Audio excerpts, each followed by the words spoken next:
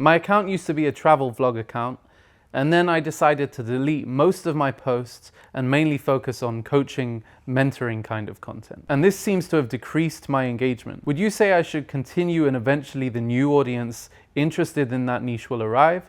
Or should I start over? So it depends on the platform. I would say if you're on Instagram, then unless the niche is adjacent, you're probably better off starting from scratch. The thing you have to understand about the Instagram algorithm is that it shows your content to your followers first and then uses that data to decide whether to push it to a wider audience. Therefore, if the new content you're making is targeting a completely different audience, then it's not going to get the initial engagement it requires in order to perform. I would say generally TikTok's a different story because your content gets pushed first to the FYP and most of your followers will not see your content. So it really does depend on the platform. But let's say your content is adjacent. How do you cross that chasm? How do you make it a smooth transition from what you were doing before to what you're doing now? What I'd say there is start to connect the dots, right? And I actually did this with my own account. For the first 85,000 followers on this account, I was talking about copywriting, advertising, marketing, branding stuff. And then I decided I wanted to talk about social growth. So what I did was I married the two, talking about how brands have used social media in order to increase sales. And over time, I slowly walked away from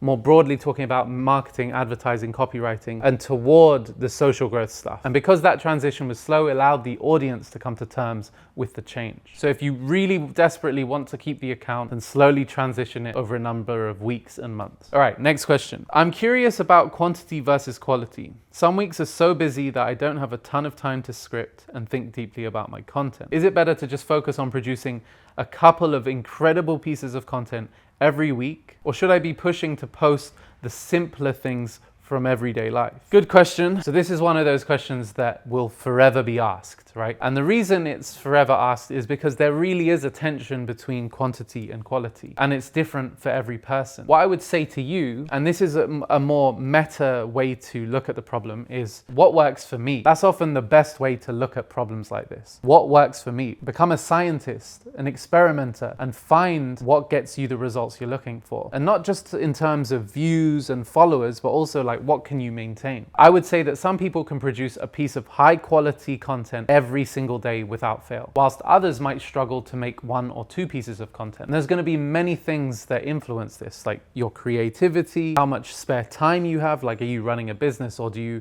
do this part-time, how high your stress levels are, whether you have a family to look after, whether you batch content or do it every single day. I did find that when I made content every single day, I was way more stressed. And now that I batch, it feels much more manageable to post every single day. But you need to do this dance yourself and find out what works for you. Try pushing a little harder, like go from 2 times a week to 4 times a week and see if you can maintain that and see whether it gets you the results you want in terms of views and follower counts, but also listen to your body and see how it's affecting you there. Do you feel more stressed? Have you stopped enjoying the process? These are all important questions. And I would say that it's a sliding scale, and a scale that we should constantly be adjusting in order to find what works for us. And as our lives change and the things around the content change, this number is going to change too. But to give you what you want, I would say generally momentum is a massive thing on social platforms. Posting once per year, even if it's incredible, probably won't get you the results you're after, especially because you won't be able to put in the reps in order to know what good looks like. And there is a degree of randomness to this. And so in order to 1, get better at the craft, and 2, understand the mechanisms of social growth, and 3, have luck on your side, you want to kind of lean toward, I think, the higher frequency. But the ultimate question to ask yourself is, at what point, at what frequency does the level or quality dip beneath a threshold that I'm not happy with? And beneath that threshold, that's where you stop. Whether it's hi-fi content or lo-fi content is meaningless to me. To me, it's all about the value you produce. And so if the piece of content you make is lo-fi but high value, that's amazing too. And not all incredible pieces of content require high input. And so if you can find clever content types that require very little of your time and effort that produce a high output, a high result, that's the sweet spot. So hopefully that kind of gives you some things to work with and experiment with to find the answer that fits you and suits you. All right, next question.